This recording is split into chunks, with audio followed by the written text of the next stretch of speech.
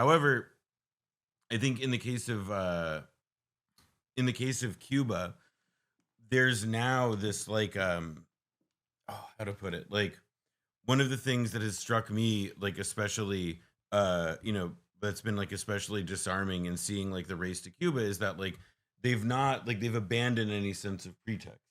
Mhm. Like there's not any sense of a particular reason for this.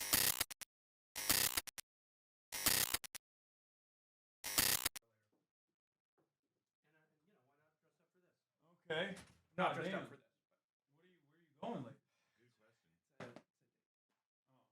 Nice. I don't know. I don't think I have a third chair unless we bring that really big one.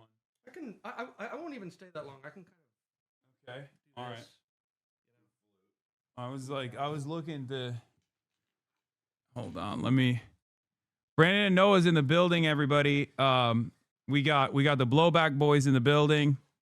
Should have brought him on during Don Lemon. Yeah, you guys missed the Don Lemon show. How was that? It was very interesting. I did not know that Anna Navarro was going to be there. Yeah, I tuned in briefly. I saw. Yeah, and then he said, "My She's good." actually an old friend of ours. Yeah. Yeah. That's so sick, Isn't it? Yeah. Isn't That's. I mean, what did you bring me from Cuba? Is a I real have a pen, question. and then, I he goes, admittedly forgot the tchotchke that I got you. Dope. I know I curved you, That's up. but I promise you I'll give it to you later this week, and you can show it off on air. Okay. All right. Hold on. Let me like move this way. Maybe. Is this a little bit better? Are you? Can we? Do you want to bring that big chair over there to the I think corner? it's so low that it'll look weirder. I can just. Okay. Well, then this. You I know. can This just is do good. this. Actually, Okay. this kind of looks even. Okay. All right. Well, you went to Colombia and Cuba. You went to. Did you go to both as Both, well? yeah. Okay. So these guys are just back from a fresh trip into real existing socialism, and they were in Cuba, experiencing communism for all of its glory. Even though it is a unique time unique time to be in Cuba, considering that the federal government is openly showcasing their interest in fully starving out Cuba after half a century of blockades and actively trying to starve out Cuba by basically taking out the remaining allies of the Cuban nation.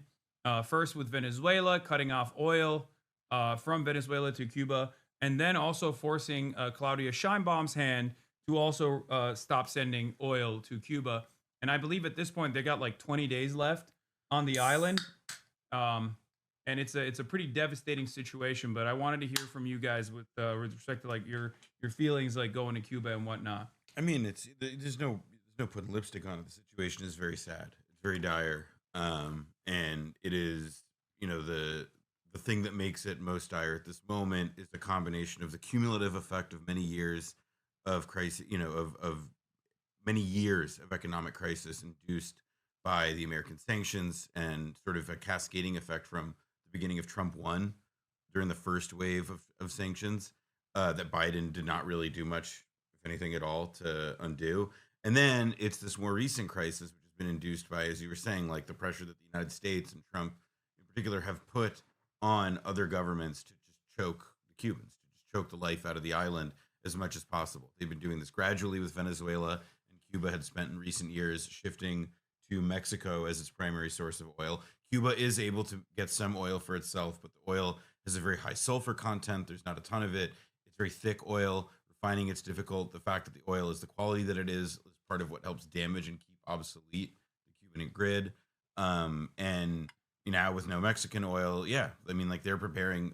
President Diaz-Canel gave a huge press conference yesterday in which he described and began, rolling out publicly what the rationing plans are going to look like. They are preparing on Cuba for life with as little electricity as possible.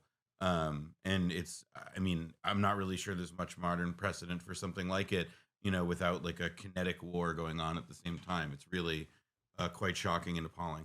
I was there in You got to yell a lot more. Sorry. The noise gate is off, even though, hey, chatters, the noise gate is deactivated. So shut the fuck up. Okay. Unfortunately, there's not much difference between the noise gate being active and the noise gate being inactive.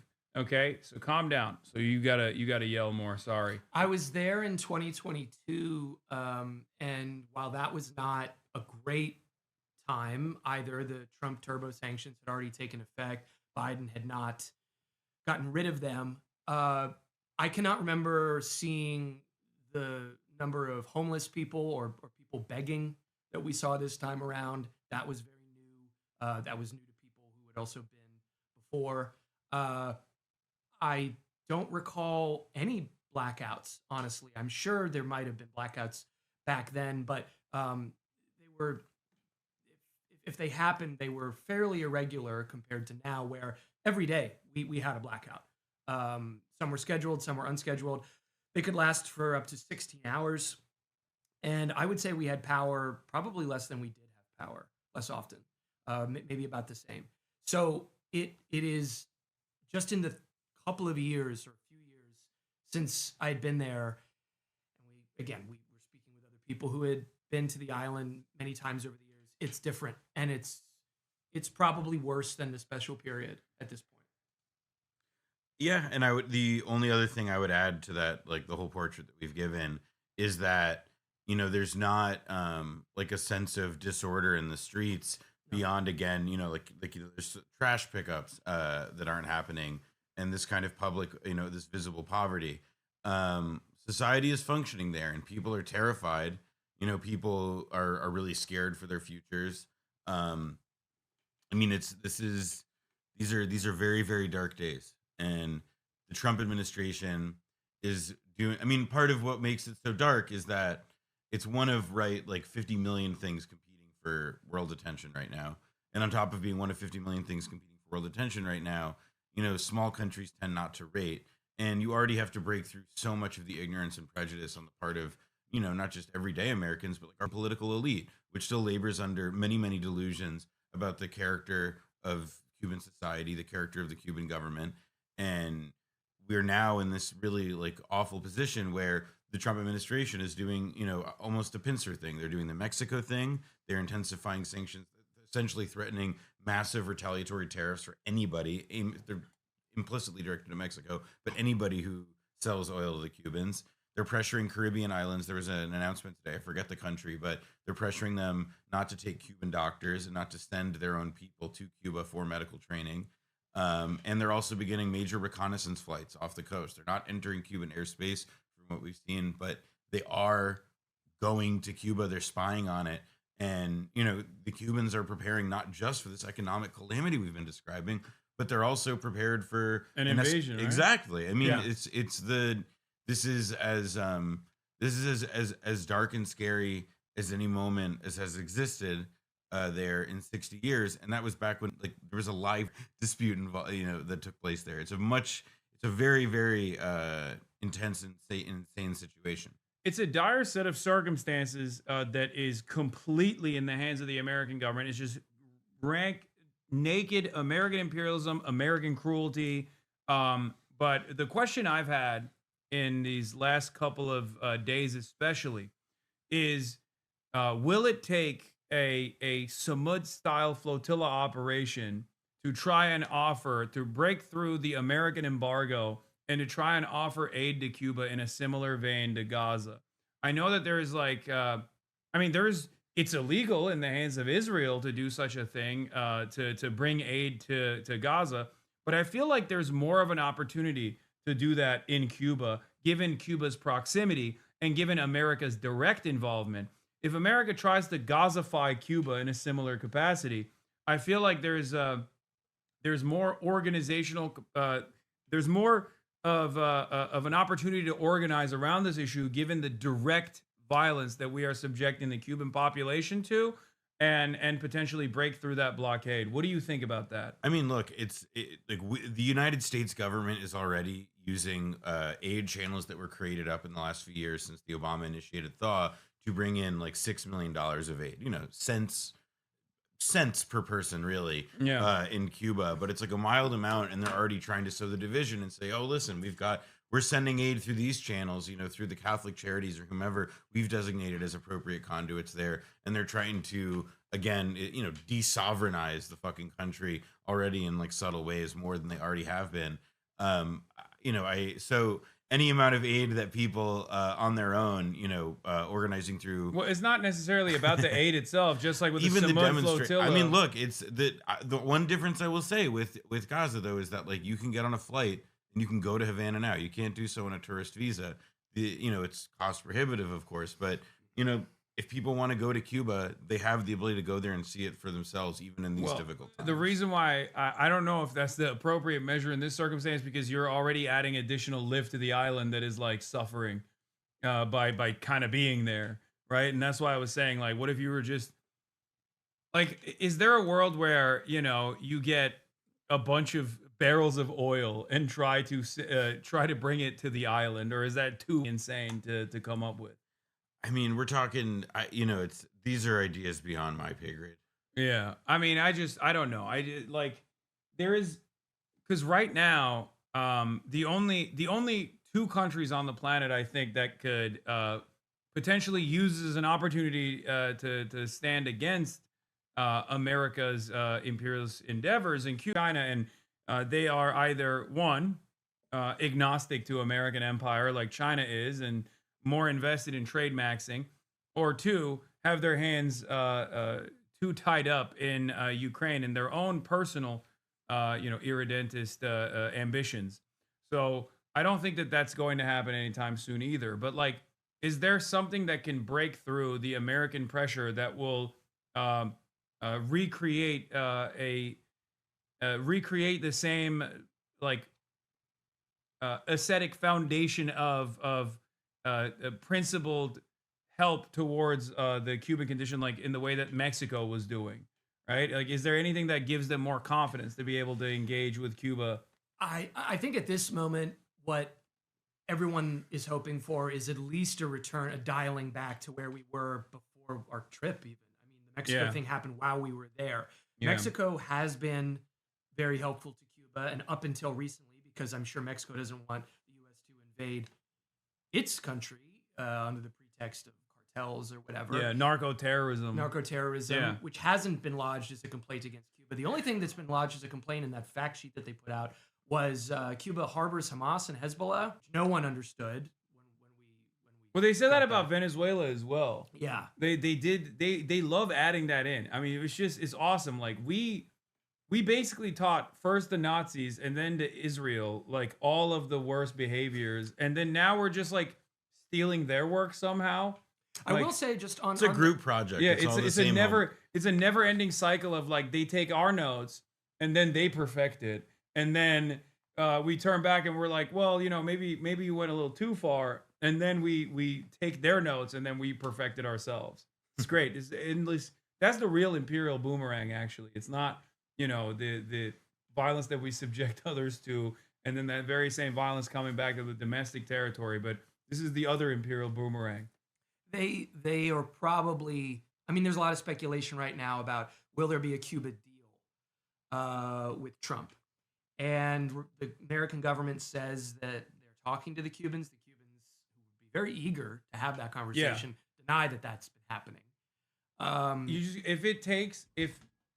If what it takes is to build like a Trump Tower in Havana, like I'm fairly certain that, I mean, I can't speak for the Cuban government, but like I feel like that would be a more favorable deal than being fucking starved out. There's a deal to be had. The trouble is that there is, and I'm working on a story about this that I'll be reporting over the next couple of days, or at least come out. But like, it's worth observing that Donald Trump has on multiple occasions, at least twice in the last month, he said, we are talking with the Cubans. We're talking with the highest level Cubans. And the Cuban government has said in as many different ways as it can. A deputy foreign minister on CNN said this recently. He said the same thing in an AP interview. The president himself has said it, which is that, listen, like, there are no talks. Like, we engage in some technical matters. I mean, Christ, there's fucking Guantanamo Bay sitting in the middle of Cuban territory. They have, they have conversations about who picks up the trash, I suppose. But there is no high level bilateral negotiation or discussion going. There is only the, like fierceness, the ferocity of the American boot. I just don't understand how other Latin American countries, other South American countries don't recognize like the territorial ambitions of the United States of America and try to create like a somewhat reasonable line of defense against the now Donroe doctrine that is imminent. It almost feels like they don't have any real options, I guess. And so Well, we were or in they Bogota feel trying to observe any possibility of that. I mean, it was this conference called Nuestra America, and my cranky, getting up in my ears, cynical line or takeaway from it was it was a lot of statements about standing together against Yeah. American hegemony. yeah. But just 2 days later, the Mexicans stopped the oil shipments. Yeah. Or the commitment, rather. Yeah, what about my goat, Gustavo Petro? Well, What and, about- well, and Petro is also though dealing. I mean, this is where it's like what Scheinbaum and Petro, like the knife's edge on which they're dancing. I mean, more so Petro because there's an election coming up, and Petro is him not. He's term limited out, I guess, and meaning that there's a political environment there in Colombia. Colombia is a country that is like historically it was not a part of the pink tide. There's a domestic situation there, and the idea of like drawing the eye of Sauron of Trump there is particularly freighted. He did dangle that as well when he was when Petro was speaking out against Trump, especially during the Venezuelan actions. I guess once again we are at the mercy of some of the cruelest, most incompetent tyrants out there, and I guess like the only thing you can lean on is their ambitions of making themselves more wealthy. Well, and that's where I do think that there is some like the Cuba policy that is taking place. Like I think we can intuit, even if the hard facts haven't been reported yet, but I think we can intuit that Marco Rubio is really the person in the driver's seat with a lot of this policy. I think a pretty revealing magazine story recently about like the structure of the court politics in the White House right now was that one by Ben Terrace in New York Magazine about Trump's health. And it was one of those articles that like it's about one subject, but really ends up giving you kind of a keyhole view into the whole scene. And we see that there is this kind of like, all right, well, post Trump, there are kind of two camps that, are beginning their quiet war of succession. One is JD Vance and one is Marco Rubio. And JD Vance right now has I guess shit in PR detail doing the Olympics or whatever. And Marco Rubio is balancing the jobs of Secretary of State, National Security Advisor, and Chief Archivist of the nation, by the way. And he's balancing all these jobs.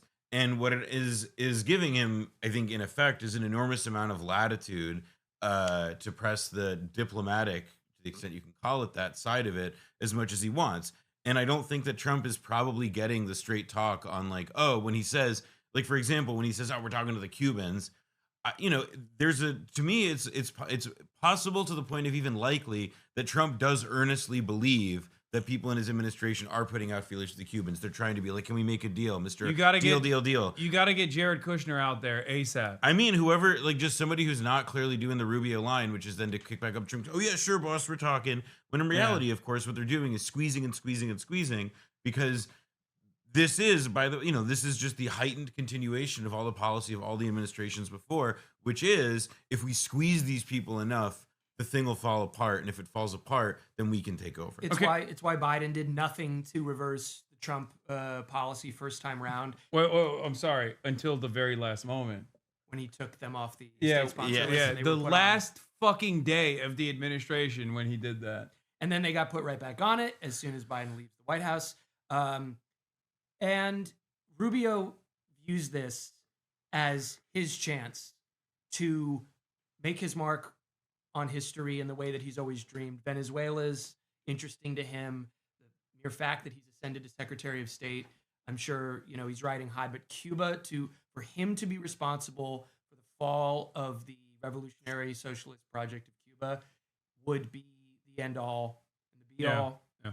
And he's not all powerful, but he has crafted this policy of strangulation, and I'm sure he will go down fighting over this issue. And one just hopes he does go down fighting with Trump, and Trump gets disillusioned with Rubio's tactics, and then cuts a deal with the Cuban government. Because there is also, by the way, like one of the things that there's the Venezuela operation, like that raid kidnapping Maduro, it had a defined outcome in the sense that they kidnapped Maduro, even though now their excuse to do whatever they want to Venezuela has been removed because Yeah. Delcy is not Yeah. Delcy has not been charged with narco trafficking or made out to be that in the same way. You he's never know. been. Trump say he The- might strike again. However, I think in the case of Cuba, there's now this like how to put it, like one of the things that has struck me like especially that's been like especially disarming in seeing like the race to Cuba is that like they've abandoned any sense of pretext. Mhm. Like there's not any sense of a particular reason for this. It's just like choke, choke, choke, choke, choke. We don't have a particular goal in mind. We don't have like an actual policy objective beyond inducing a political collapse. And when we went to Cuba, one of the things that I got to say that like two things I got to observe that really struck me. The first is that the entire time we were there, and we were really just in Havana and in the surrounding area. We were in Havana and the surrounding area, and I only once saw a gun, and it was a handgun on somebody's belt standing outside a military installation off the highway between the city and the airport. When we were in Bogota, I mean, they their guys are kitted up like ours. They got assault rifles and body armor, standing next to the tourist stalls. And that's just not the case in Havana. There's no gun, there isn't, or in Cuba, like there aren't guns flooded everywhere, etc. And simultaneously, when we went to, sort of witnessed and walked with the March of the Torches, which was, an event first organized by Fidel and his comrades at the University of Havana in the 1950s to celebrate the centenary of the birth of the great Cuban patriot Jose Marti. And when we went on this walk, the person leading the procession was Miguel Diaz-Canel. Now, I'm not saying that there's no Secret Service in Cuba. I'm not saying that he didn't have protection, but I am telling you that with my own eyes, I saw this guy in a crowd of thousands and thousands of people, and he wasn't mobbed up with security preventing anybody from being around him. Yeah. If this was some crazy dictatorial country that was intent on suppressing its people at every turn and making it completely impossible for them to live their lives, then why was the so-called dictator of this country walking around in open air without being touched? Yeah. There was a real. It's different. Like it's totally different than even like the because people will make the comparison to like Damascus and Assad and be like, oh well, Assad did this too. It's like no, there's a level of separation at any given point in Assad's governance of Syria versus Cuba. It's a totally transparent, totally naked lie. The way that the American media keeps up the appearance that like Cuba is a despotic, tyrannical government and not a country that is simply trying to survive in spite against all odds that America has placed upon them. And there's now this, which is to say that like America is betting on like a vague at the end of like a lot of economic summering. Maybe they provoke a coup or something. And I'm not going to pretend like, oh, well, I can predict what's going to happen and what's not going to happen. And like I have, some sort of answer to that. But I will tell you that I did not see a population that, though they may not be as happy with their, they may not be happy with their government the way people everywhere are now always happy with their government. You don't see people like baying for the blood of their political leaders in the street. Yeah. And it's, this process of like squeezing the Cuban people may not have the desired effect, at least initially, at least for a while, in terms of getting people to turn against their government, particularly when the U.S. is so aggressively messaging it as the exact thing that they want to do. The Cuban-American congressman, that woman Elvira, I forget her name. Elvira sticks in my head. Florida. Yeah. She, they're saying like, we want to, yes, it's a tragedy when you hear a baby, cry because it's hungry, but the price is worth it. Or Scott Bessent, who's like openly now, I mean, a lot of the things that the liberals have tried to present as good for the international order, a lot of the things that were presented, especially in the Treasury Department with our sanctions policy, that for years and years was considered a humanitarian, having a humanitarian purpose, are being openly promoted as regime destabilizers, as openly being promoted as like a way to starve out the population until there's complete economic collapse and they see no other way out of this other than to like try to kill their leadership to not exactly great success either. For I was about to say, like, I don't want to say that like it can't work. Like I think like history is full of sieges that are successful. However, like let's go through the list of all the countries that we've targeted aggressively with sanctions in this way, with an attempt to hope that it will successfully destabilize them and that the government collapses. Iran, still there. North Korea, still there. Cuba, still there. Okay, my goats at Jusha, Marxist-Leninist Jusha is 100% the appropriate, real, existing anti-imperialist thought. That much has been proven. My apology for him to the Kim dynasty. For the longest time, I was like, maybe you guys should try to focus on development. I was wrong. I think you should always focus on developing nukes first, and then you can build as many fucking public housing initiatives as you want to. That much is clear to me. It worked for the Cubans. No, I mean, they literally, borrowed them, but it worked for them. Another thing about, by the way, about humanitarianism, the idea of what type of government. Apology to Khrushchev as well. There's a lot of apologies to be given out on this day. Big apology to Khrushchev and big apology to the Kim dynasty. Go ahead. Sorry. I was just going to say it's a stray thought, but it's one that I do think people should keep in mind when thinking about whether or not we're in the final chapter of the American strangulation of this island, which is not attacking us and has in fact been very, very eager for normalized relations for many years and almost reached it at the end of Obama, which Biden never thought to open back up, even though he could have just draped it in the Obama tones that everyone, and certainly in the Democratic Party, would have celebrated as continuing his work. Maybe the next Democratic politician will take the easy win that would be normalization with Cuba. But while we were there that night, the March of the Torches, we assembled in front of the University of Havana and then began this march through the city until we got to the water, with people, cheering from their apartments and just banners and flags. And there were two flags. There was the Cuban flag and there was the Palestinian flag. And I think that was more spontaneous, but it became a sort of co-march or demonstration about letting these places breathe and live and have self-determination. And the last time I had been in a march, it was outside of Columbia, a march for Gaza. I had just gone along with a friend, and we assembled outside Columbia University where everything was boarded up because they didn't want anyone to be seen in front of the university at that point, of course, doing anything like this. We marched to the city, escorted by cops to make sure nothing got too spicy. And in this case, it was the government that was our host that was encouraging and putting on this march, not the one policing it and possibly trying to shut it down, as they had done in the New York, terrorism task force they called in to shut down Columbia protests. So think about that when you're thinking about what sort of horrifying government needs to be overthrown in Cuba and what kind of government we are hoping, the United States government would be hoping to take over and not be like that. And the last country that I was going to mention that we targeted with sanctions and then ultimately successfully destabilized and induced the collapse of was Iraq. And the thing was we starved that country to death in many respects with sanctions through the Iraq Liberation Act, famously in the 1990s, famous if you listen to Blowback podcast.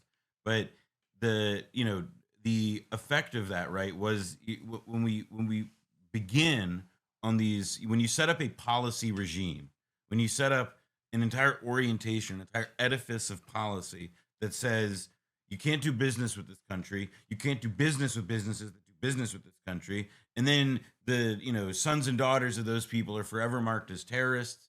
It's like when you've so made these people out as to be just complete malefactors on the world stage in contravention of obvious fucking reality, that they're sending doctors, that they're trying to develop Alzheimer's cures, that they're just trying to do, they're trying to participate in the world as best as good moral citizens, contra every other fucking government. Which one of the first things that Marco Rubio did was literally to try to stop that practice. And for years and years, our pliant State Department servant mainstream media has presented that as not a positive fixture around the world and how foreign policy should work, but instead, what do they call it? Like the enslaving of doctors? Yeah, correct. Yeah, the indentured. Oh my it's like we're in God. indentured servitude. I mean, but again, it's all of this stuff is a path of escalation. Like, again, this insane crisis that we remain now in may not result in a land war on Cuba. It may not result in Delta Force getting deployed to the embassy to begin some prolonged street battle for Havana. It may not end in that way just yet, but what our leaders are putting us on a path toward and what they are promising is to get to a place like that. And the only way to stop it, I mean, you were asking earlier, like, what is the thing that we can do to bring, to realistically address the plight of people in Cuba? There is something, it's not totally dissimilar to the case in Gaza, where it's like, well, actually, like, the aid is important in identifying what are the opportunities to help people with your wallet. It's important to find those. But really, the most important thing for Americans is to just demand constantly in clear voice and without much compromise at all that we got to end this blockade. We got to talk to the Cubans. We got to normalize relations with this country 90 miles off the coast of Florida. And by the way, Florida's a fucking red state now. So there isn't a political cost every 4 years for this. Yes. It's not like we don't have to live with Elian Gonzalez syndrome There's no anymore. excuse for the Democrats if they want to, if they can plug it into whatever anti-Trump algorithm is working, if they want to lead with the Trump, put Trump's name all over it. But I mean, it'll be interesting if he actually gets a deal that relieves Cuba, and I'm sure Marco will be unhappy about that. But let's say that doesn't happen and Trump sticks with the Rubio line. The Democrats can just say, Obama wanted to end this collective punishment. We do too. This is part of the creeping authoritarianism of the Trump world, where everything is bully politics and everything is gunboat diplomacy. It's not who America is. I don't. People say they hate when people say that. I don't care about the messaging so much in my old age now. Just put it in whatever language you can to end the blockade of Cuba. Anytime there is this conversation about what can be done, look at all the suffering. The first question should be, do we currently have crushing sanctions on that country?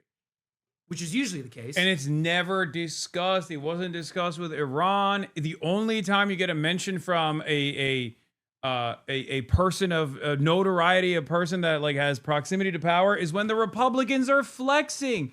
When they go out to Davos or when they go out in front of a congressional hearing and say, our sanctions are fucking awesome.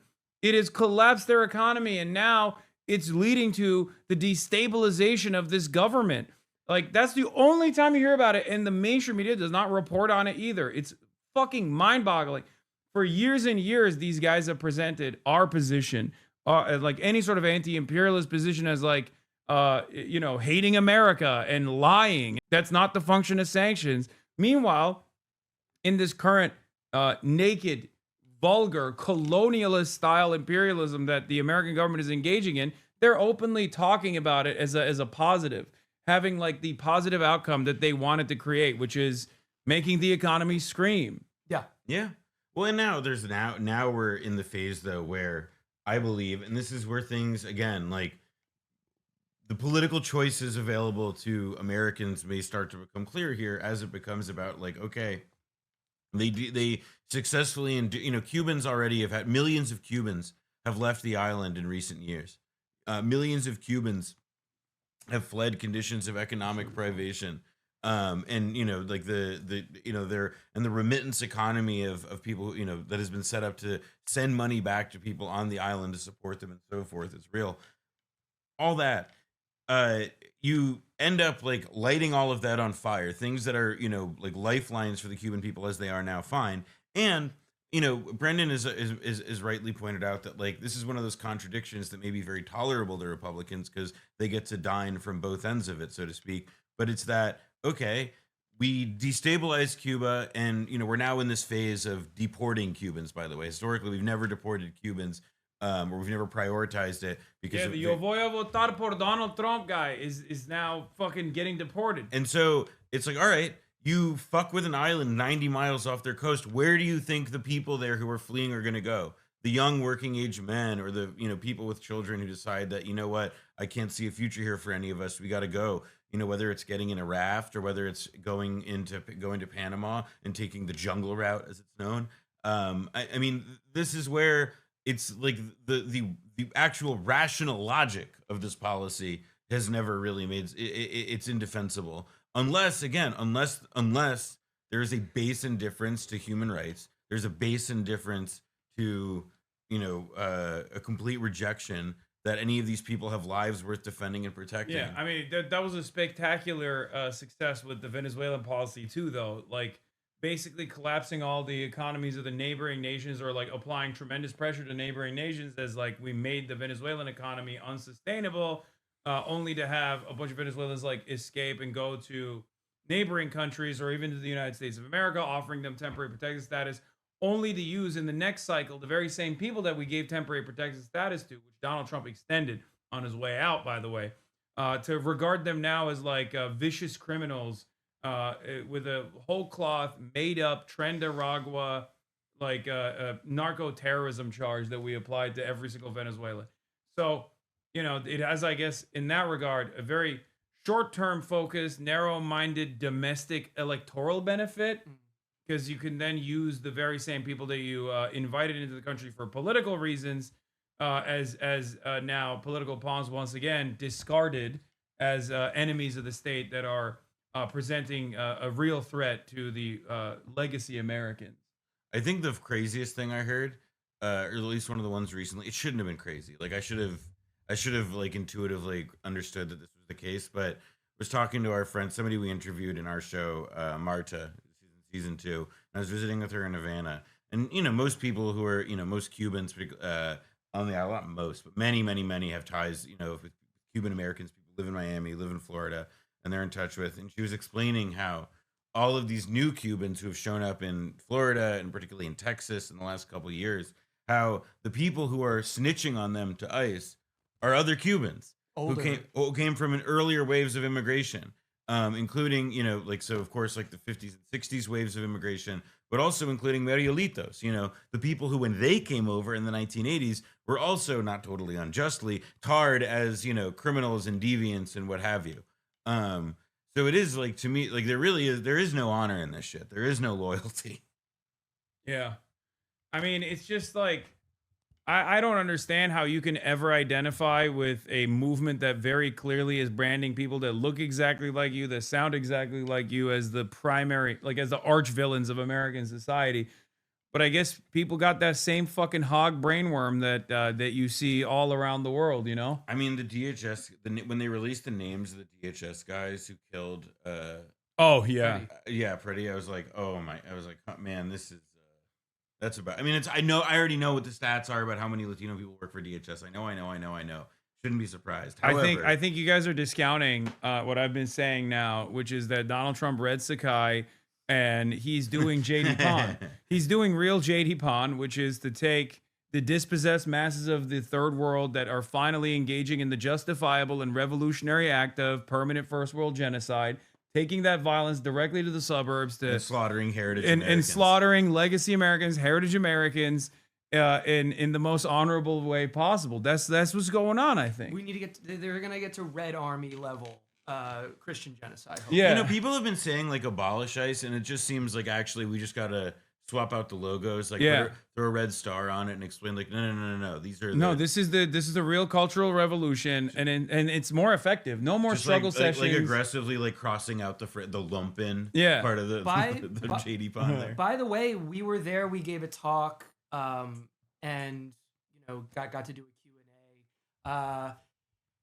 The questions were really great, and people are tuned in. Like they were asking us about. For younger people too, there were some blowback fans in the audience. Do they watch the Hasan broadcast? They actually, they said they hate. They don't know about you. Well, or they said they you. watch you, and it's because they hate you. I was like, oh, he's good, he's good, and they were like, no, we don't like. He's him. not. He's and betrayed. Like, no, really, you should give him a chance. Oh god damn it. I know if you can like, we understand if you hate looking at him. But they were asking about Mamdani. They were asking about ICE. They were asking about Minneapolis. So, like Mamdani, who famously said Cuba is a despotic, tyrannical. And I brought that up. I said because. You did? You're a narc. I said the way I said it was even a progressive politician in America like him is boxed in by the political culture around, among many other things, including Israel. But also including Cuba, you know, toxic politics in the extreme. And that's why you would, you know, maybe need to watch with a careful eye some of these people who look very promising in America because you can't turn the heat off. And, you know, we did discuss that openly. But they were, the idea that this was a totalitarian island, which probably your viewers don't entertain, but this is a totalitarian island in which they're cut off from the real world and are fed communist slop or whatever is so far from the truth. Not only while things are very difficult right now, not only is there just a basic decency and normalcy about the island and how day-to-day life works, they know about the rest of the world. They're curious. They're incredibly gracious hosts as well. And we got a really interesting conversation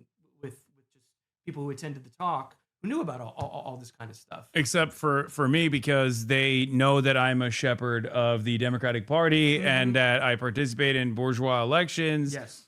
And also the real pathway forward is the ACP. Right.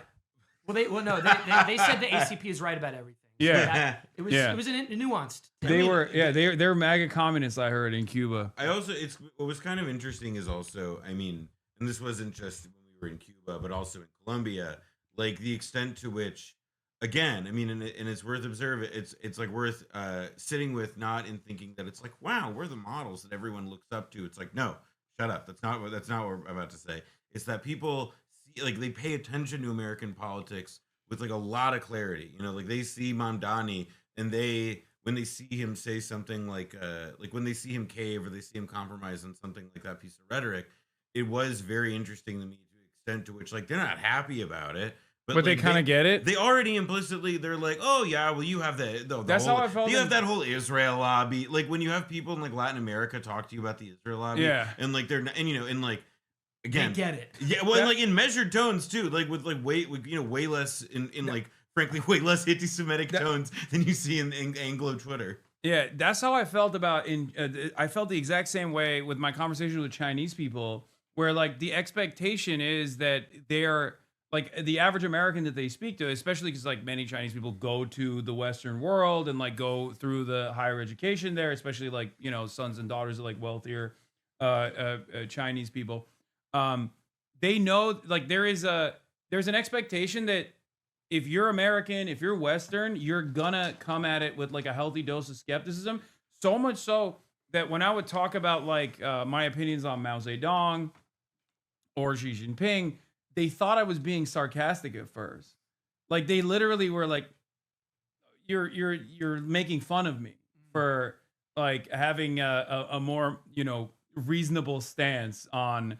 I guess the excesses of the Cultural Revolution, while simultaneously understanding that, like, Mao Zedong did a lot for the inception of the nation state, the People's Republic of China, where that's unexpected because the expectation is you're just gonna have this like Mao Zedong is Hitler but Chinese, like Chinese Hitler. They had that, but his name was Chiang Kai-shek. Yeah, but and he went on to become some government. I don't know which one. Yeah, it's a. I mean, the HasanAbi broadcast. Government.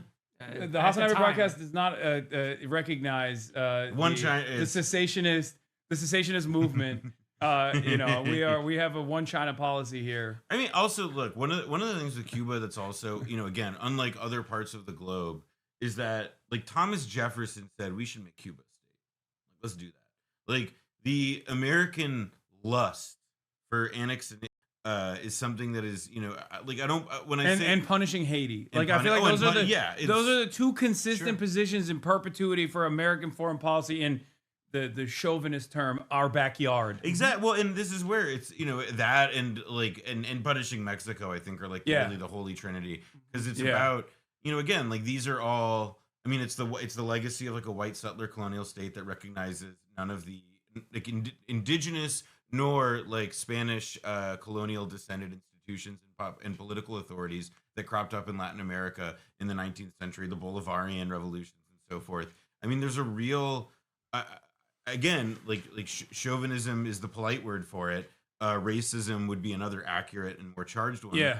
But it like a complete disregard for any of these countries' sovereignty and rights or whatever, and it's something that's extended again, unlike the 20th century like aspirations of American empire. It's something that has like been with us from the very beginning and is foundational to what is like our self-conception as Americans. And if it weren't, if people took these things, what Great to see you've got dude. Will Menaker and Will Menaker on the show today. Dude, this fucking sucks. Everywhere we went in Cuba, people were like, "Oh wow, brothers."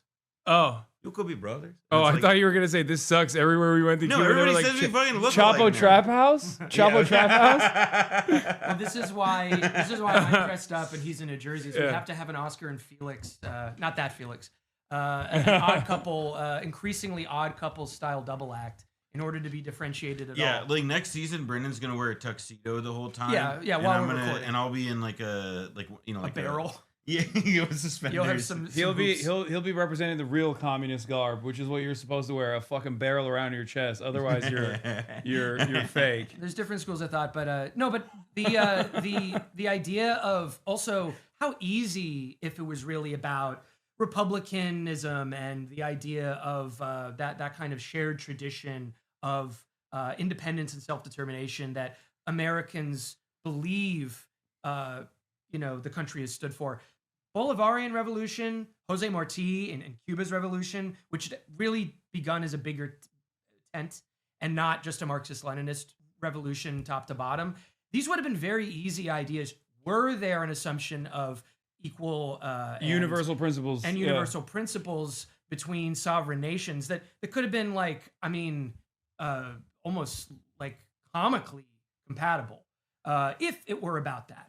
But it's not. It was not about that. It was about the ideas of manifest destiny, if you like, about the backyard, about the right to do whatever you wanted as the big dog. And so the Cubans, I think, in the history of post-revolutionary Cuba and its relations with the United States, I think they began very taken aback by how strange it was the Americans didn't have a more favorable view of the political tradition, the political culture. But isn't that so consistent throughout all of the countries in the periphery? Ho Chi Minh, who was like Cited the Declaration of Independence. who loved the founding fathers and like Yep. thought America would be helpful in their anti-colonial ambitions against France, and then learned the hard way that was not the case. Yeah. Or We don't care about any of that. even a modern iteration of this would be like Iran when they were shocked by being presented as a part of the axis of evil post 9/11, where they were like, As "Oh, they were fuck." cooperating with us at that very moment with Yeah. Afghanistan. I mean, there's a real we don't give a fuck about those people. We don't give a fuck about those places. We don't give a fuck about their projects insofar as they are like either useful to us or like genuflecting. Yeah. In many respects, I think some of this also, or at least the way that this is going to, like, one of the things I'm curious about, like one of the things I'm noticing as time goes on, Noticing. is that Americans, like, there's a common and correct diagnosis of the American position in the world today is decline, and I think that that's like it's a correct word, but like decline, I'm sure people watching this many of you have dealt with like family members who've had like memory issues, and they maybe have Alzheimer's, and there's the kinds where it's like you sort of decline. And at you times you're sundown. fine. Or at it's times just like, you're or it's good. calm. And then there are other people where it's like your mind and your body waste away, and it's very difficult and it's very painful, and it's an incredibly like trying ordeal in many respects that requires a lot of involved care. And like, which do you think America's doing right now? Like, there's a way in which it's like we're experiencing this decline, and it's a show with deadly consequences for many of its viewers, but it's a show being watched by governments in countries all around the world, and some people are trying to your Bukeles and whoever who are trying to like ride that decline to their own preferred outcomes, and then there's a lot of other governments, like you were talking about China trade maxing earlier, China or Vietnam, and a lot of other countries, particularly those from the periphery that are trying to break into middle income status, that are just saying, please God, let this not end in nuclear war. Yeah. It's a really interesting predicament. Matthew Petty says nobody ever plans to get into a quagmire. Every stupid thing the U.S. My favorite libertarian, perhaps the only libertarian that I tolerate. Every stupid thing the U.S. has ever done abroad was fueled by some combination of it will be easy for you to go in and out, and people will think you're a pussy if you don't. It's the thing that America has, I think, coasted off of, especially in this last iteration of managing the decline of American empire, has been the fact that most of these other smaller nations in the periphery have no interest in fighting back, because And for the record, obviously it's easy for me to say sitting in the imperial court to be like, oh, why don't you fight back? Like I understand the calculations that like places like Iran are making. The governments of Iran are choosing to engage with America in a much more restrained way, only acting out when it comes to like the absolute last moment. And but the reality of the matter is, I think all it would take for the house of cards to fall is if one country was like, fuck it, we ball. It would be tremendously cruel, and it would punish that country endlessly. But I do think that it would expose the weakness of America if any country at all decided to say, no, we're going to defend ourselves. It's about the battle. No matter how small it is, too. Like even Cuba, I think. I mean, Cuba has essentially been doing that for 6 decades consecutively. Yeah. But I think part of what I mean about like it's about the battle is that there's of like different crises or situations that present themselves with like different and specific contexts, and almost all of them, as of yet, have so far, arisen in such a way where like the U.S. nuclear trump card, the American like trade and economic sanctions weapon, the American this, that, and the other remains incredibly effective at not just dissuading one country from taking such a stand, but for making it clear that if a country were to take such a stand, all the other countries that even if they're back channeling, being like, thanks a lot, that's really good of you, they're actually in reality they're not going to publicly go with them. I mean, I think we see it with Mexico. With right now, Mexico has a real, genuine threat against its own sovereignty by the Trump administration, which unfortunately I think is probably why they took that threat about the oil and the tariffs and probably more consequences for that. They took it seriously. Venezuela is now, I'm sorry to say, a compliant, pseudo puppet of the United States, just in the gutting of that oil nationalization alone. And you have to be able to see a way forward. But Sheinbaum, she's done a good job of handling Trump up until now. I think she's been able to make him feel as though he got concessions out Zoran of certain moments. Scheinbaumi. Well, exactly, ideally, but she at the moment she's modest expansion of welfare and social safety nets in an effort to fix what's broken in the country, while also maintaining compliance with the powers. Mossad. I say Zion. I don't say that. Other people say Mossad Dani. I think that's really funny. There you go. But that was why the Mexico thing hurts so much, is that more or less it's what you're describing. Yeah. I mean, Mexico was defying the United States while remaining relatively safe from any kind of meddling in its own country's sovereignty. And Venezuela for a long time was also incredibly defiant, and now here we are. So Cuba is going to be this and next like, case. look, dare I say it also, like the U.S. had just spent like the last few months just like blowing up fishermen from the fucking sky off the coast of Colombia and Venezuela. Yeah. Like they're already, they're already killing the people of these countries, and these are not academic questions about like what might the U.S. do. Like the U.S. is already doing quite a lot of it, and particularly in the case of Mexico, I think that one of the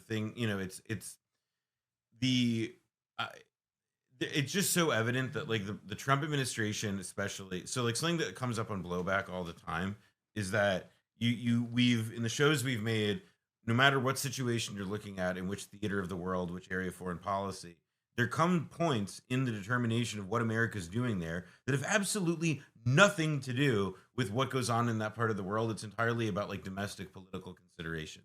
And, there's a classic formulation in domestic American politics of wagging the dog, of trying to find ways to start wars, to drive the news cycle to your favor. George H.W. Bush, probably the most accomplished practitioner of this in recent memory, simply because he did it so often, and to some success, granted, but not enough to get through to win re-election through a recession.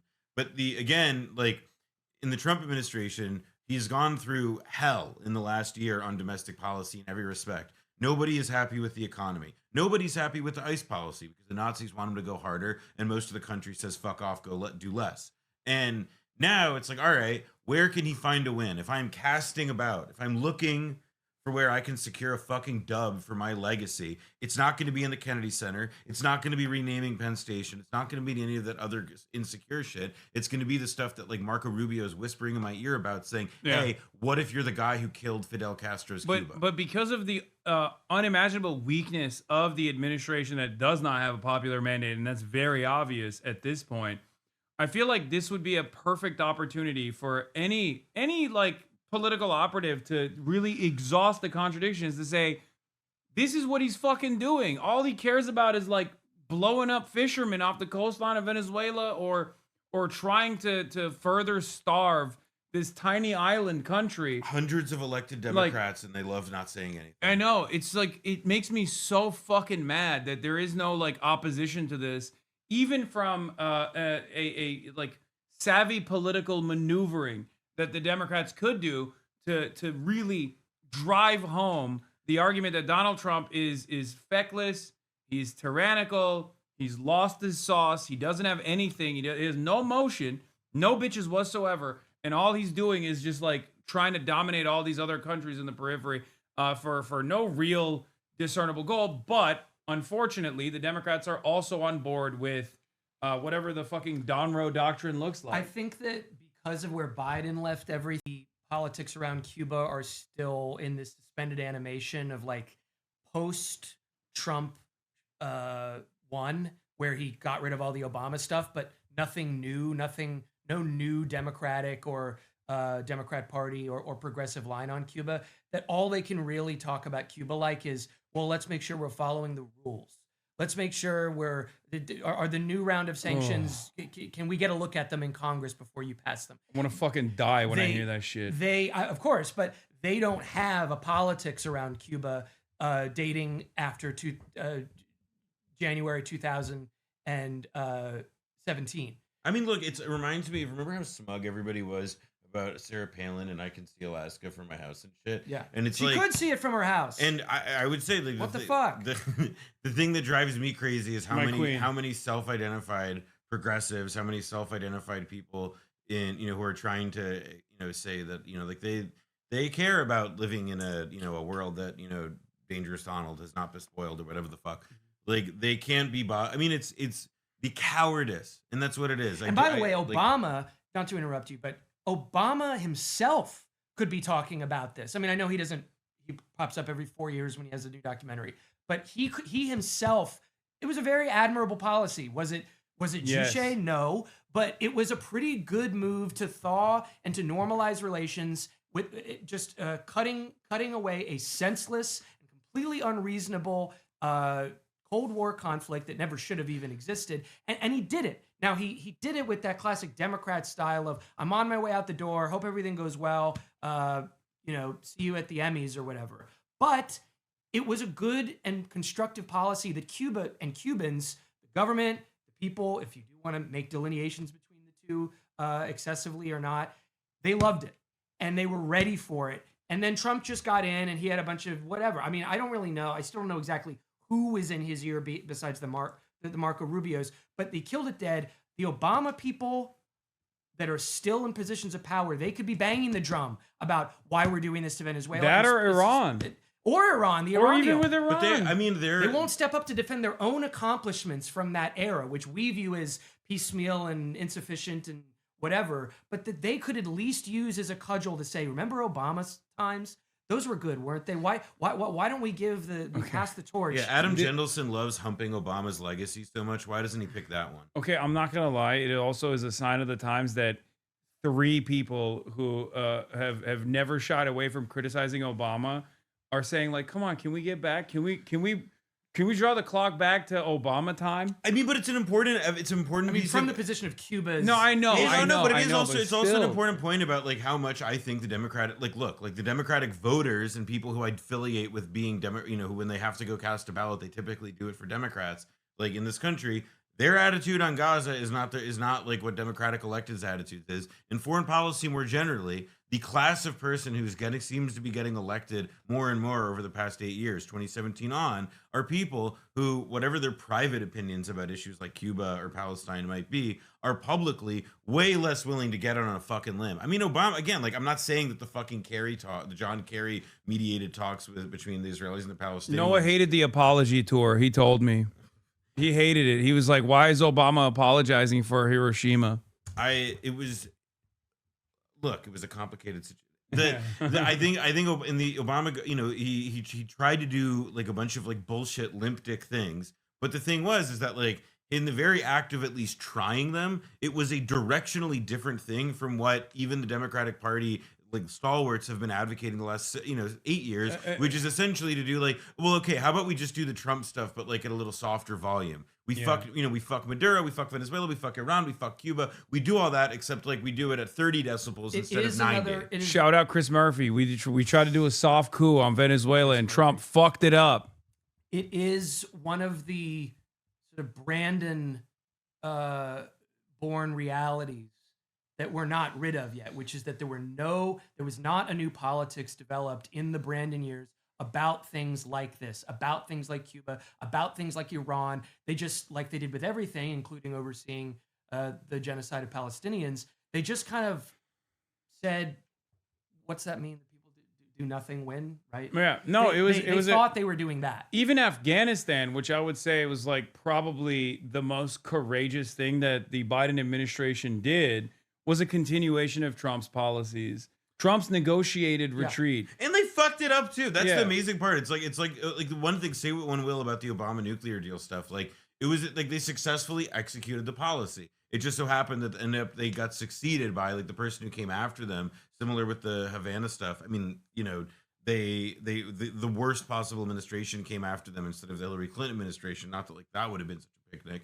but like again, in this case at least, now it's like, all right, the Biden standard is when we do the right thing, we do it like we're quiet quitting.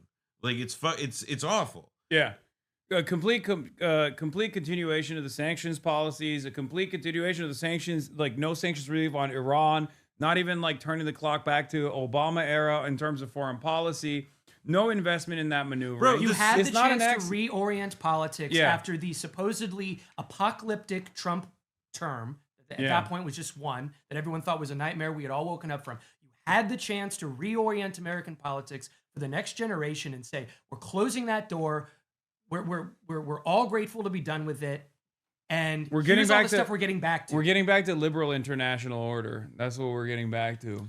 It was and they decided that the only thing that they really wanted to correct was a few things about manners, a few things about the perception of the Democratic Party from an optics level, and the NATOization of Finland, and NATOizing as many countries as possible. They only had like the whole Build Back Better thing, and they had this like limp dick reindustrialism. I mean, it was so pathetic that they like essentially after the pandemic suddenly woke up to the fact like, wow, we like gave all our industrial capacity to China. Isn't that crazy? Signed everybody who helped write NAFTA and ship it across the finish line, 30 years ago for the Clintons. I mean, I think that there is this like it's what this is also just representative of is like the complete exhaustion of the liberal international order era, that they don't have they have no ideas. They've got nothing. They open the fucking pantry and the best that they can do is like, well, what if we have like a slightly warmed over thing?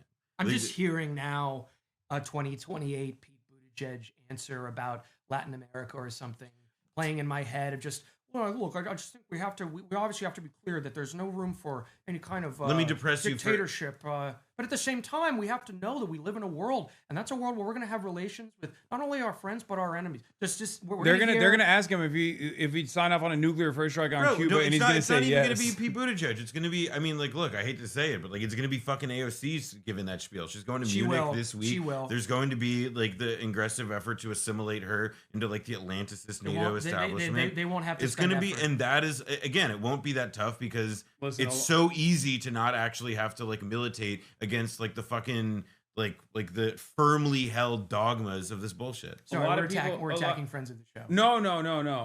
I mean, yes, but also no.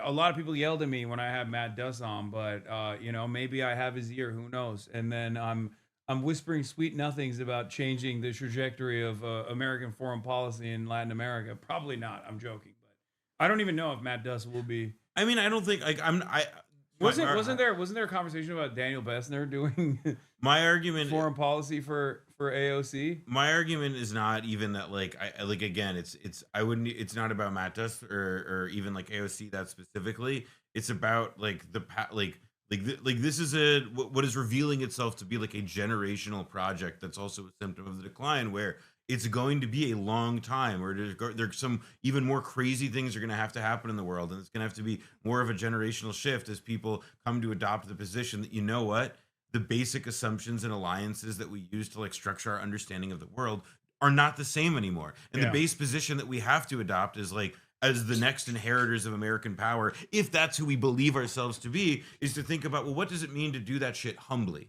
And not just with the expectation that like we have the right to assert that other governments have to be a certain kind of way. And that's going to, without, you know, again, like something resembling international consensus through recognized institutions like in ideal forms, obviously not the reality, the UN and so forth. And it just doesn't seem that like, again, there's any class of politician that has risen to national prominence, you know, outside We of don't even like, have the cranks. We don't even have like the lone like true anti-imperialist politicians anymore. Like, I guess the closer you get to that is like on the singular issue of Israel, like a Thomas Massey, who's awful on everything else, obviously, but like on that one issue, he's like a standalone figure. yeah. I don't want to cause any more Okay, awkward Go ahead. dynamics Give than it I a- already have, but I will say that it is not only the politicians but their advisors and think tank types that I think were perceived as a breath of fresh air in 2016, maybe even 2020.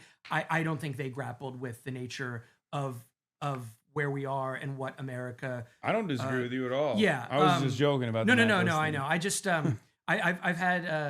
I've had back and forths with this chat in the past. Let's just say I vaguely am agreeing with some of the remarks in it about certain people whom we have mentioned.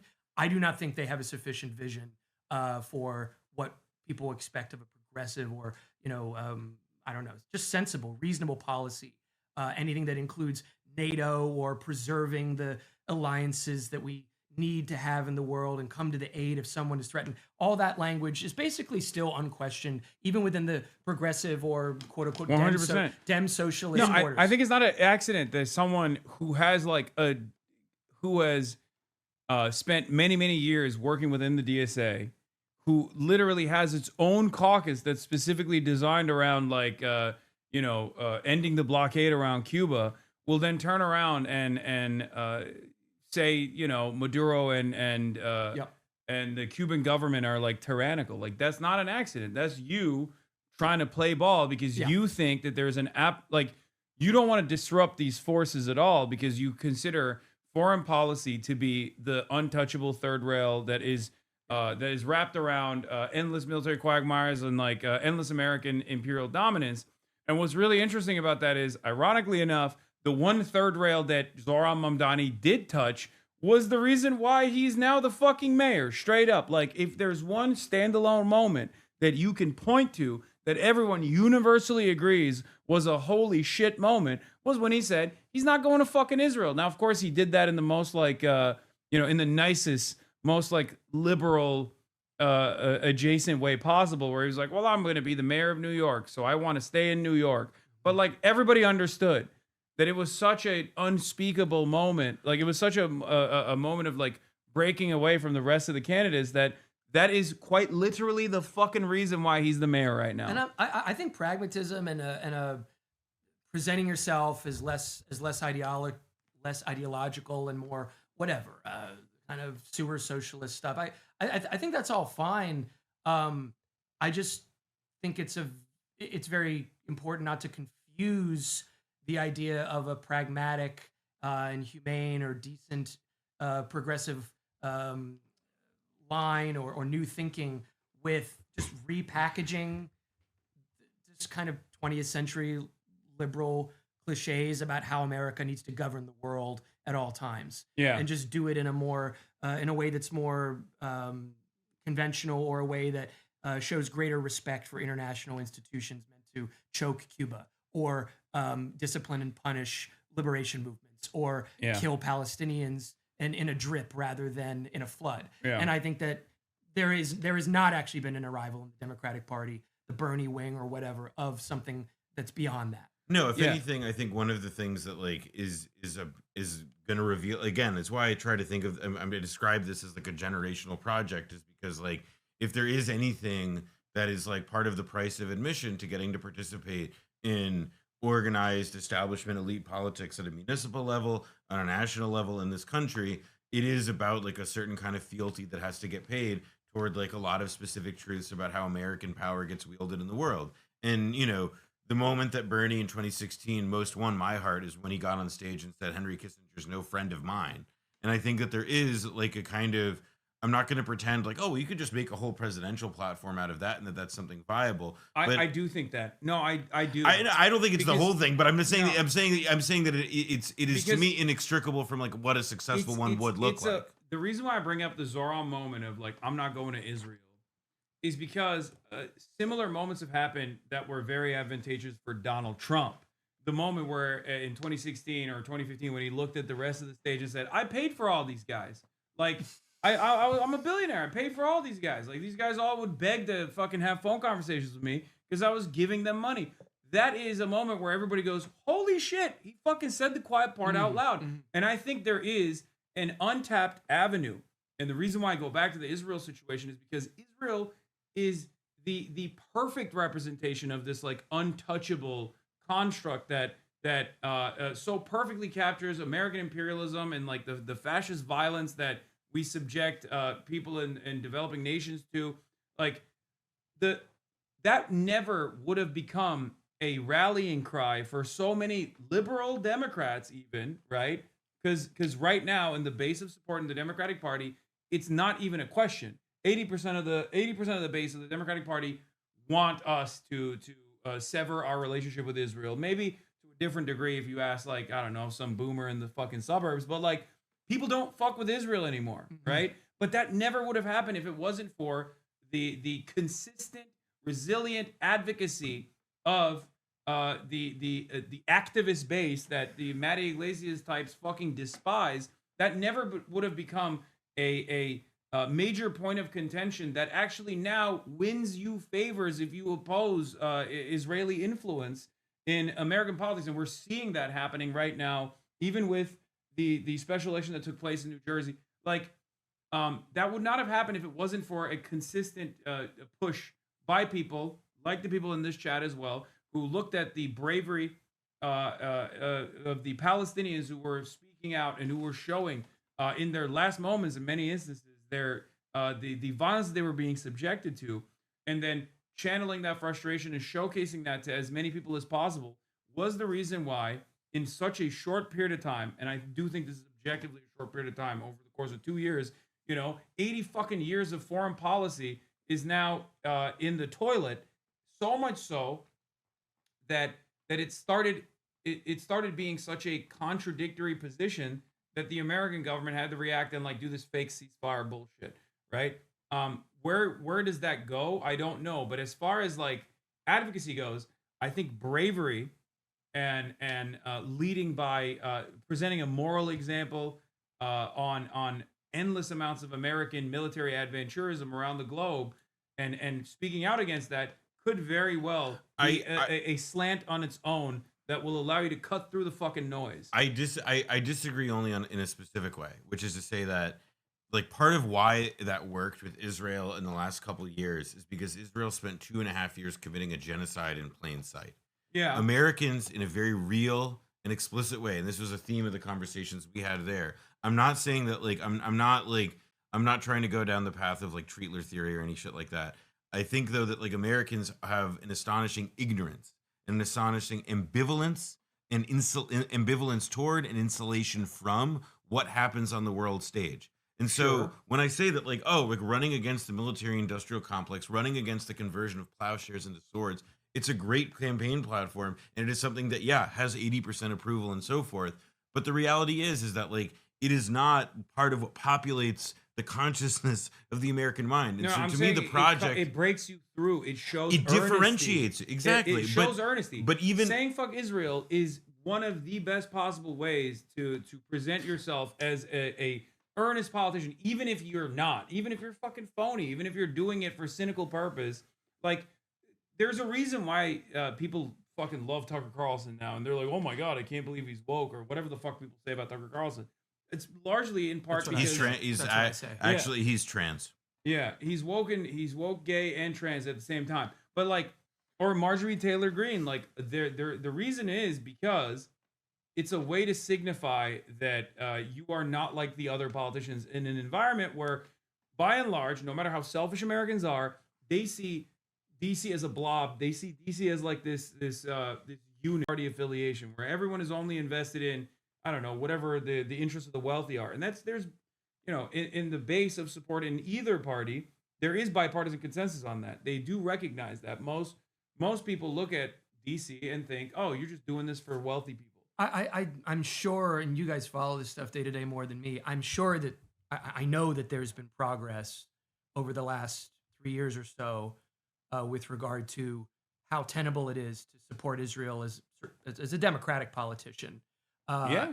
I mean, Gavin Newsom's like, oh, I'm going to not take any APAC money, like. But see, it's still, and I'm not saying this is bad or the worse, the better. It's still around things like APAC. Yeah. The leadership doesn't want to admit it at all. Schumer just said the other day, my job is to work for Israel basically all the time. That was like, it was, look, I gotta be honest, that's like, the most dynamic I've ever seen. Let me hold on. The Elders of Zion meeting is not supposed to be taped. That's all I'm gonna say. Okay, well, you should tell that to the American Jewish Council, which seemingly does these things on a weekly fucking basis. They did the Bohemian Grove Alex Jones tape and just snuck in. Yeah. But my point being, there's obviously been progress made. I wouldn't say, as encouraging as that is, that it is the level and like depth of progress you should expect during a live taped genocide for the past 3 years. It's still rather modest, considering what people were responding to. Cuba, a different instance, is not like Gaza in its violence. It's very subdued. It's very quiet. As we've said many times, it's really the smart imperialist way to get something done is to quietly make the economy scream. People don't see dead bodies. They don't see blood. They don't see bombs. It's a slower but much more effective and easier to justify and explain away, and it's easier to just ignore for most people who, as you were saying, in America, because we're the top dog, we just have the ill-gotten gains of the global South, of the third world, and we don't have to think about it too much. That means that you can't rely on the shock value the way that you can with Gaza, and you can't rely on politics shifting due to the shock people felt after 2023 in Gaza. So it's much more difficult to imagine the Democratic Party going through even a modest shift the way they have on Israel. I'm not talking about people who are younger. I'm talking about the party leadership and the middleweights. They've only gotten this far on Israel. How are we supposed to envision them getting anywhere on a more all-encompassing approach toward America's foreign policy? Certainly with things like Cuba, with Venezuela, with Iran. The TV screens aren't even full of horrifying imagery for them to confront that shift. My opinion on this is, I mean, you're absolutely right. What I'm simply saying is that, like, the reason why I think people soured on the global war on terror is the same reason why, in such a short period of time, people soured on Israel. And it actually has nothing to do with the death and destruction. Mm-hmm. I think it has everything to do with domestic it has everything to do with the domestic interference, like or the domestic disruption. Because, like I said, we all recognize that they're very selfish, right? But we talk about the labor aristocracy, we talk about the imperial super profits coming home, and how that's part of the reason, or we're sheltered from all of the impact to a certain degree. But I do think that Americans, by and large, recognize after 20 fucking years of bloodshed that they didn't get any of the fucking benefits, really. Mhm. The only benefit was that you weren't under the boot. There You was were another simply Trump thing. He said, we didn't even get the oil. We were supposed to get the oil. We didn't even get the oil. And everyone's Yeah. like, oh, yeah, fuck. Why were you But in Iraq? exactly. So my point is, I think that a similar through line, like a similar argument could be made. Like, why do we not care about the RSF's ethnic cleansing in Sudan? Because there is no, at least for the time being, domestic Emirati lobby that is saying, oh, if you speak out on this stuff, like you're going to get punished, or your free speech is going to get taken away. There aren't like the same entitled, arrogant ambassadors of this country that is, at least for the time being, running their fucking mouths on national television on a daily basis. I genuinely think Americans would not have moved on Israel as hard as they did if it wasn't for the likes of Rabbi Shmuley and Jonathan Concuncrius or Hagari, the fucking big-eared rear admiral His name, general. I'm getting some of them. All the stars are here. Yeah. No, but my point is, like, it was that arrogance that actually, I think, pissed off a lot of people that Yeah. normally would not give a fuck. Yeah, they overplayed their hand. So I think it's pertinent on people like ourselves to make that connection with Cuba as well. Like, what are you gaining out of fucking starving the Cuban Well, population? and I would also add to that there's like this again. It's a not like there's a like it's obviously not like the most morally salient thing. The most moral like morally pressing detail of this is that we're like slowly torturing a tiny little nation, I know, etc. but I've However, given up on Yeah, it. You know, messaging. That's however, woke. You're woke. at the same time, You're yeah, woke. yeah, it's fine. But the other piece of this though is that it's like we torture Cuba, and this is like part of why, at least like one of many reasons why I believe that like making the case in democratic circles, making the case in polite lib society for Cuba is a lot easier and a lot more straightforward than it is for many other foreign policy passions and human rights atrocities that the left stands against or whatever. Because there is also the fact that the more and more shit you throw at this place, the more and more it will come back to us. And it's not going to come back to us like jihadism, or it's not going to come back to us in the form of how we conventionally think of, dare I say, blowback. It will come back to us much more in the form of all of the fucking problems that people already are pissed off at the government about in the first place. Yeah. To me, the moment, the one politician and the one moment, and really it was more of a moment that he did this than it has been like defined his career in the last decade, but was when there was it wasn't the Manchester bombing. I think it was like a knife attack by somebody, and Jeremy Corbyn just like he got up and he did the speech that we've all wanted to hear for like 20 fucking years, where he's like, okay, you want to know why this happens at home? It's because of all the goddamn, it's all the JDAMs, all the bombs, all the shit that we export to these countries. If you want to see peace at home in this way, we have to make sure that there's peace abroad. Finito. Like, he tied the bow on it. It was very nice. And then the top pedophile of the British government was sent in, was paradropped into the fucking Labour Party to carefully excise Corbyn and like the 8 Corbynites from the ranks, purge them from the ranks of the Labour Party. Did you see Felix, by the way, in the latest Chapo had an amazing way to describe Epstein? What? Human Dubai.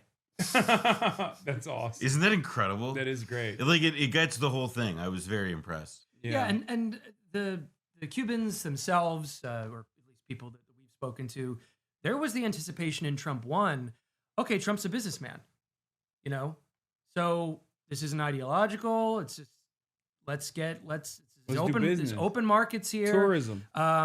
We're down with that. And then of course, what was the reason for turning that away? I think because honestly the stakes aren't that high in Cuba for him, and he just thinks he was persuaded by somebody. No, there's a greater value in you presiding over the fall, passively presiding over the fall of the Cuban Communist government, which will slap a bunch of sanctions on to get that effect. Yeah. And then you can say I'm a businessman for freeing the island. But if he can maybe be disillusioned enough by Rubio's tactics not having worked up until now, by saying I don't want to have to invade another country or risk another operation that went so well already in Venezuela, it's possible. I doubt it, but it's possible some logic could penetrate Trump himself about how, look, maybe we take the screws off a little bit here and see if we can have some business between us and Cuba. And then someone can say, hey, we worked with them against narco trafficking, actually. And they were pretty fucking reliable and their guys weren't corrupt. So maybe we can go from that angle. And then maybe people can just start talking about, as you said, oh, we'll get some exclusive rights to Trump hotels or blah, blah, blah. That is possible. I don't know how possible it is, but anything other than the Rubio line is going to be good news for Cubans, and Yeah. they're well aware of that. And there is like, look, like Trump, there are these moments where, because Trump is such a fucking crazy weirdo, and because he is able to command the complete discipline still of like the right wing, where if he says something is the law, then, you know, like Lindsey Graham will turn on a dime and say, well, that's the law. Like he'll, you know, like it'll be like Kim Jong-un is the greatest man I've ever met. Like, I don't you think know, I think I believe in this instance with Cuba stuff, there is like a way in which Trump has unique leverage compared to like any other Republican president. Well, he'll set the policy, you know, as he does with anything for all the little grubby like Graham. Although I think I saw Graham the other day getting spicy with him for a second. Oh no, he was like, he needs to follow up on that promise for the. I think it was about Iran. to bomb Iran. correct, correct. Yeah. Yeah, no, he it's was obviously getting spicy yes. with him about Yeah, it. that's because he went to Israel and his Mossad handler showed the latest latest photos they have of him with children. I think Mr. Graham, Yeah. allegedly. Yeah, Yeah. probably. allegedly. Yeah. Because you see that photo, and he's like, "This is me and the head of Mossad." Oh no, he literally posted. Oh, so Kenneth the Page went to fucking they Israel, flicked up. They flicked up. He got flicked up with his handler. just throwing up signs with his hand. Yeah. I mean, Is that a it's- Halo mouse, by the way? John Yes. Spartan 1. Yes, it is. I do think there is, though, like it's again, like it's just easier to imagine Trump saying like this is the way it goes with Cuba and people like Rafael Diaz-Balart and all the, because that's the other thing. Like Trump is fundamentally, he's a resort operator and real estate guy with half his fucking holdings, if not more, in South Florida, and so he is intimately familiar with like the, as he would say, like the passion and the ardor that these fucking, you know, Miami Cubans feel. I just realized the way that Rubio, because there's been a great contradiction over the past few weeks about this translating Rubio's neocon policies into MAGA, which is, you know, I'm sure we've all discussed before about how it's kind of a square peg round hole situation. Yeah, You're no, trying to say- it is actually America first to dick eat Israel into oblivion. You Right. guys don't understand. Right, exactly. Obvious case with Israel, but the letterhead Or Venezuela. or Venezuela. The top of the announcement was like, this is a MAGA government. We're doing this new policy of strangling Cuba for the sake of always the American people and their national security. And then the rest of the document, once they cleared their throat, is all stuff about how we're trying to rescue the Cuban people. We're trying to bring the yoke off of the necks of the Cuban people. And it doesn't make any sense. Then you get the Hamas and Hezbollah stuff. It doesn't match as MAGA and, you know, Paul Wolfowitz ism.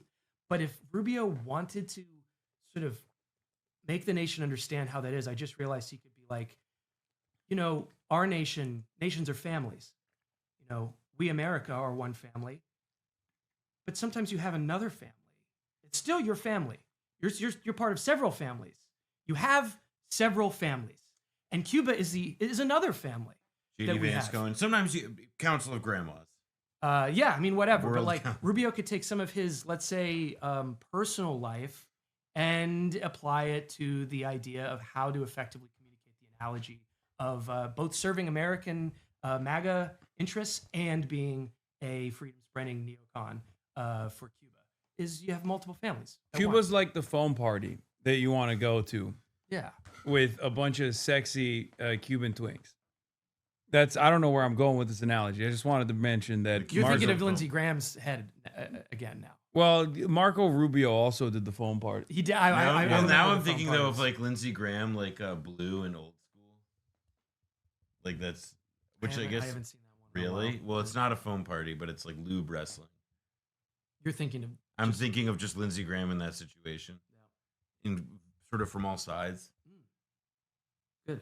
Figure we could sit with the imagery for a second. Yeah, but I agree. I think that there will be, if the short of a military operation, I do think that there's room for Mexico to move some stuff around, have another conversation with Trump to try to pull back on this. And every day that the government doesn't actually fall is another like demerit for Rubio. And that is the real play here, where it's like if you know I think that part of it is that, again, like Rubio is making a lot of promises to Trump, not just about Cuba, by the way. It also, I would not be surprised if he's in the driver's seat on a lot of the stuff, particularly around Iran as well, or at the very least is like a very effective conduit between Israel and the U.S.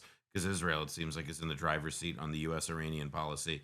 But the thing that is so clear to me is that, again, like the longer the Cubans are able to hold out, the longer that it just doesn't like dissolve as a country, the more and more it's going to end up being like Marco Rubio probably promised President Trump a lot of shit. And there's going to be, again, it's, it's who the fuck knows like how consequences get felt, because literally like jackbooted government thugs shot two heritage Americans in a white city. And, like MAGA's like, give me more, sir. Give me more, please. Yeah, this is what I voted for. Yeah, I'm That's sorry. what they said. Yeah, I voted for dead white blood. Yeah. It's also why I love when the woke wise get punished. It's also why we talked about this while we were there. Like, if you did carry out some kind of kinetic policy on Cuba, you would get an influx of immigrants into the United States, which would seem to be a contradiction. But I personally don't think that would be a contradiction for them, because they would just say, oh, great, we get to crack more Republicans heads. love a border crisis. Yeah, I mean, this is great. It's and on top of which, they're also now like they believe that they're immune from consequences, that there's no such thing as a consequence that'll affect them again. Blow up Lebanon, end Hezbollah, fuck with Iran, whatever. Just because like to play tariff, Russian roulette with the whole fucking world, and because America literally hasn't like fallen into the sea yet, assume that we're actually not going to have consequences. Never mind like what's going on with the dollar. Never mind that like our entire economy is just like a few AI companies in a trench coat.